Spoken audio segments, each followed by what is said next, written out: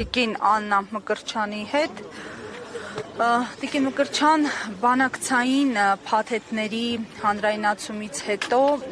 իրարամերժ այսպես հայտարարություններ են արվում իշխանության եւ ընդդիմության կողմից, ինչը սպասելի էր։ Ամեն դեպքում նաեւ կան ինչ-որ միջանկյալ դերակատարներ, որոնք փորձում են հավասարության նշան դնել նախկին եւ ներկա գործող իշխանությունների միջև, փորձում են այդ կերպ նաև մաքրել այսպես Փաշինյանի մեղքը, կարծեմ վերջին հայտարարությունը, որը ես լսեցի, հանձնակատարի, ինչ հանձնակատար էր, հատուկ գործերով Նիկոլի հանձնակատարի, որը Արցախը ծախելուց հետո շատ լավ իմանալով, որ Նիկոլը վաճառել է Արցախը, ստեղ Նիկոլի ծառայող հմեկում հայտարարություններ էր անում ու ասում էր, որ Արցախի որևէ ինստիտուտ Հայաստանի Հանրապետությունում գործելու իրավունք չունի, Նիկոլի հատուկ հանձնարարություններով գնում էր միջազգային հարթակներ ու խոսում էր նիկոլական նարատիվներով, որ Արցախը գոյություն չունի, որ Արցախի անկախությունը ամբողջությամբ տարալուծված է Ադրբեջանի սահմանադրության եւ տարածքային ամբողջականության տրամաբանության մեջ, այ երևի իր մասին եք խոսում, մարդու, ով որ կարողացել է պաշտոնի համար մոռանալ հայկական շահը եւ իրեն տենց պետական գործի տեղ դրած, երևի Նիկոլը եւ ինքը երբ որ ասում են պետական գործիչներ, նկատի ունեն Թուրքիա եւ Ադրբեջանի ընդհանուր պետության շահը, բայց ոչ երբեք Հայաստանի Հանրապետության շահը։ Ասեցիք որ իրարամերժ մեկնաբանություններ կան իշխանության եւ ընդդիմության կողմից, թույլ տվեք ես չհամաձայնեմ, որովհետեւ ոչ թե մեկնաբանություններն են իրարամերժ, այլ Նիկոլի կողմից եւ այդ նիկոլական բանդայի կողմից հնչում է ճղճղոց լրացնելու այն բանակցային ժառանգությունը եւ այդ բանակցային ժառանգության ու փաստաթղթերի մեջ տեղ գտած իրականությունը, իսկ ընդդիմության կողմից, մասնավորապես նաեւ հանրապետական կուսակցության կողմից հնչում է ընդհանրապես փաստաթղթերի ընթերցում եւ այդ փաստաթղթերի ընթերցման մեկնաբանությունները։ Վերջերս էլ նախագահ Սերժ Սարգսյանի հոդվածը, որը ամբողջությամբ հիմնված է Նիկոլի հրապարակած բանակցային թղթերի վրա, ընդհանրապես խոսում է մի բանի մասին եւ ապացուցում է, որ Նիկոլը դեմ է եղել Արցախի հայկականությանը, Նիկոլը դեմ է եղել, որպեսզի մեր հայրենիքը 42,000 քառակուսի կիլոմետրից ավելի լինի, անվտանգ լինի եւ կայուն լինի։ Այդ չեմ ասում, որ մենք բոլորս դեռևս սպասում ենք, որ Նիկոլը հրապարակի, դե բանակցային ժառանգություն ինքը համարել է նաեւ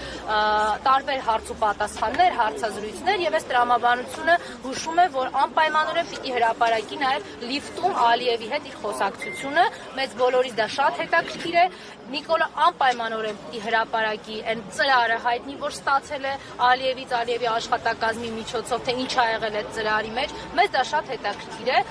Թույլ տվեք նաեւ հիմնավոր կասկած հայտնեմ առայն, որ այնտեղ ուղղակի Արցախի վաճառքի գինն էին պայմանավորում եւ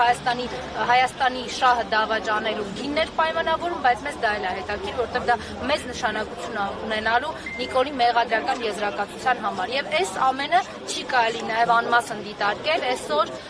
Արցախի Հանրապետության ներկայացուցչությունում տեղի ունեցող բանդիտական հարձակումից, ես ընդհանրապես խորհուրդ եմ տալիս բոլորիս այլևս իրենց անուններով կոչել, մենք մի հատակի այն մակարդակին ենք հասել, որ այլևս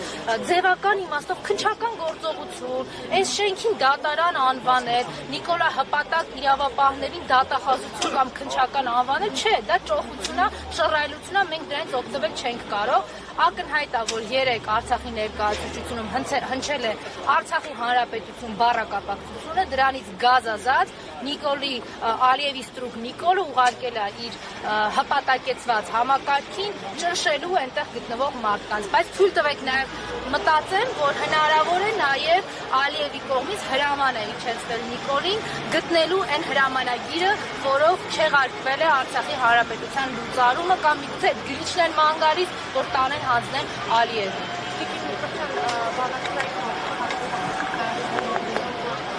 երրորդ նախագահ Նիկոլ Փաշինյանի հրապարակած բանակցային հաստատությունների նման վերաբերված էր հրապարակել, ԿՊԱ-ական պատգամավորներից մեկը Էսպանիան ազգանը չէ, հիշում նշել էր, որ Նիկոլ Փաշինյանը ողջ ընթացքում փորձել է այնպես անել, որ Արցախը մնար հայկական եւ բանակցային ժառանգություններ այնպեսին, որ ելքը եղավ այսպես։ Նիկոլը անդադար փորձել է այնպես անել իր գալու առաջին իսկ վայրկյանից, որ Հայաստանի Հանրապետությունը փոքրանա, Հայաստանի Հանրապետության գործոնը զրոյանը, ինչը ուղղակիորեն բերելու էր Արցախի Հանրապետության չգոյությանը։ Մարդը, երբ որ հայտարարում է զրո կետից է բանակցում, մարդը, որ հայտարարում է ինչ ուզում եմ, էդ էլ բանակցելու եմ հանգիստ վերընկեք տեղները։ Այս մարդն է Հայաստանի ու Արցախի շահում։ Չէ, ինքը 2018 թվականից 2020 թվականները ոչ բառացի եւ ոչ ուղղակի հայտարարում էր, որ վեշերներդ հավաքեք ձեր գյուղերից ու քաղաքներից, հիմա ուղիղ է ասում, վեշերներդ հավաքեք ձեր եկեղեցուց գնացեք, որտեղ ես եմ գալու տեղ խմբագրած սեկտանտությամբ զբաղվեմ։ Երկրորդը հիմա ասում վեշերներդ հավաքեք այս երկրից։ Սա է այն նպատակը, որ ինքը հետապնդել է 2018 թվականից։ Հիմա ուղղակի 7 տարիներում արդեն իր բռնազավթումը եւ իր հիերարխիկ համակարգը բանդիտիզմի այնքան է ընդլայնվել եւ ամրացել ցավոք սրտի մեր երկրում, որ շատ ուղղակի եւ բաց կարողանում է ասել վեշերներ հավատեք հայեր, այդտեղ ադրբեջանցիների համար պիտի կեցավայր սարք։ Սա ֆրանսիա։ Եկեք։